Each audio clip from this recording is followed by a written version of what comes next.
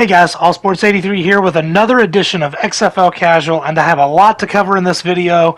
I'll be traveling all this week, and I thought to myself, how can I get these weekly videos out? So I just thought, hey, I'll put them all out in one rapid-fire format. So I'm going to cover some Week 3 reviews, give you some power rankings, and look ahead with some predictions for week number 4. Got a lot to do? Let's get to it. Starting off with some week reviews, the first game of the week was the Sea Dragons at the Vipers, and as far as predictions concerned, I started off pretty well, not only with the winning team, but predicting this would be a close and higher scoring game than we've seen so far this season. I thought both offenses looked pretty good, and Seattle looked just a little bit better, especially late, and took the victory 30-26. It was an exciting game, and it went to the end, and it kind of made my stay in a hotel much, much better on a Saturday night.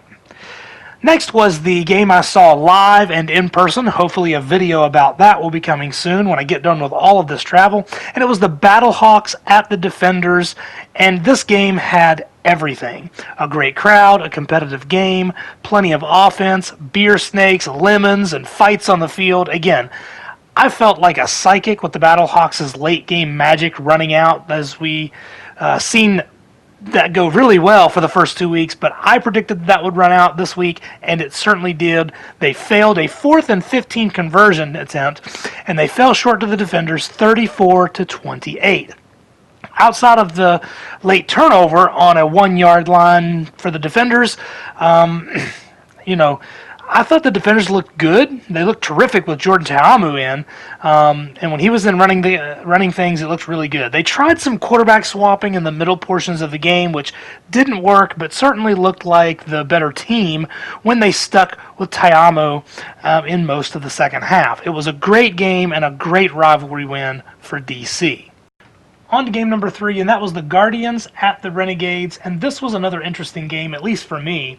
The introduction of Kyle Sloter in Arlington was a cool story, and we saw a much improved Guardians team, especially on defense. Going 3 for 3, the Renegades get the win 10-9, but also I saw this as a defensive matchup, and that's exactly what happened. Mostly the offensive struggled to finish on each side for both teams, but the game was still fun to watch. Even though it was a losing effort, the Guardians looked like they belong in the XFL this week, and I hope it's a sign of things to come and not just their peak. As for the Renegades, they played decent, but it really feels like they backed into another victory and didn't take advantage of pulling away when they should have. But it was Sloter's first game, and this offense could be prepping for a better production moving forward. The last game of the week was the Brahmas at the Roughnecks, and I was so wrong about this one. It was the Brahmas offense that fell flat in this game, and the Roughnecks now look like an unstoppable force in the XFL. They just keep rolling. They have clearly looked like the better team in all 3 of their matchups, and the Brahmas tried to make things interesting in the second half, but there just wasn't enough rhythm on offense, and they just couldn't score enough. The Roughnecks win 22-13 and spoil my chance at going 4-0 in week number 3. And now that we have those reviews out of the way, let's switch gears and move right into our week 3 power rankings.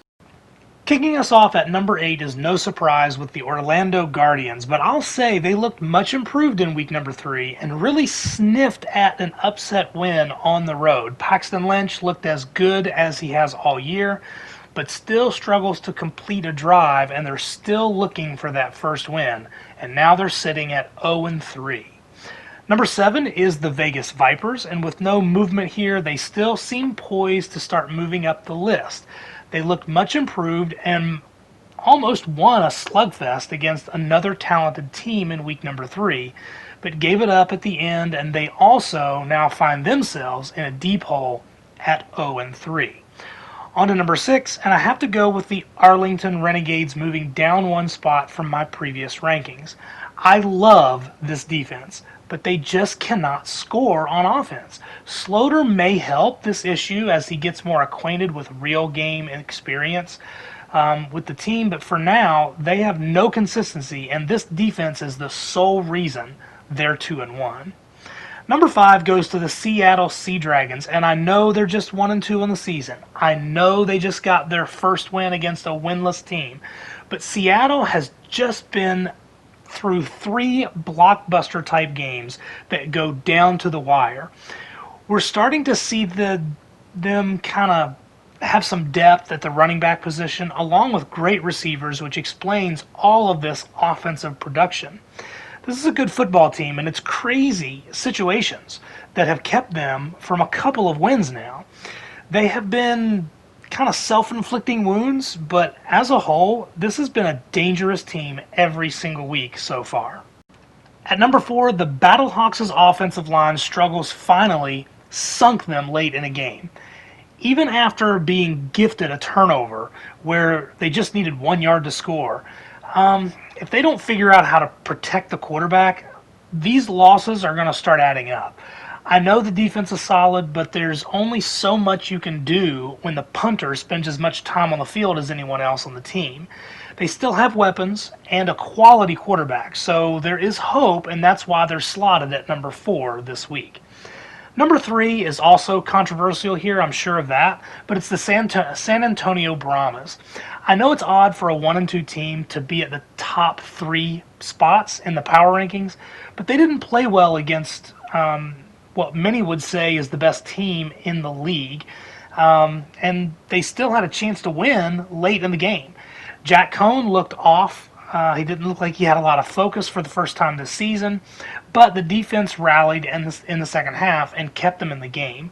I'm not overreacting to this one loss, and they can go toe-to-toe with anyone in the league. Right now, they're better than 2 other teams in their division, so no question the Brahmas are still in the hunt for postseason play.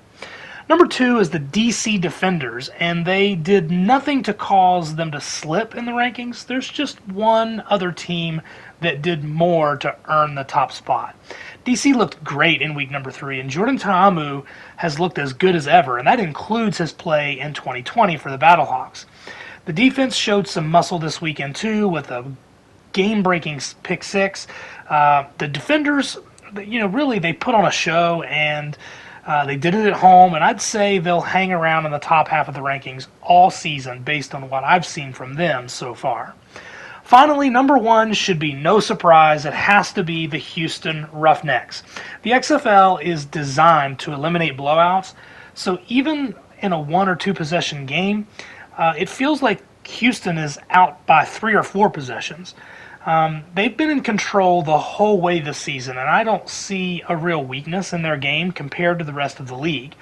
Right now, they are the easy front runners to win it all, and it wasn't hard putting it at number 1 this week in the power rankings.